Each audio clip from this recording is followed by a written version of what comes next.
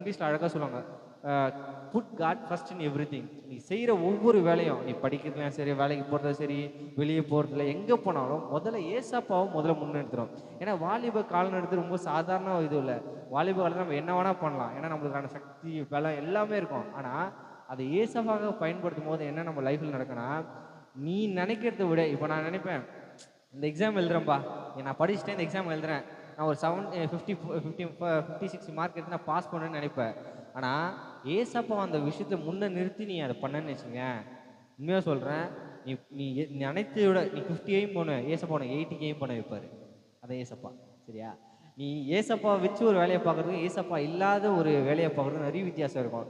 எந்த விஷயத்தையும் ஏசப்பா முன்னாடி நிறுத்தி பண்ணன்னு வச்சுக்கேன், ஒன்றும் இல்லை, நீ ஏசப்பா வந்து எப்படி நீ முன்ன நிறுத்துறன்னு பார்க்கறனா, காலைல எழுந்துக்கிறோமா, ஒரு ப்ரேயர் ப்ரேயர் உனக்கு தெரிஞ்சுது.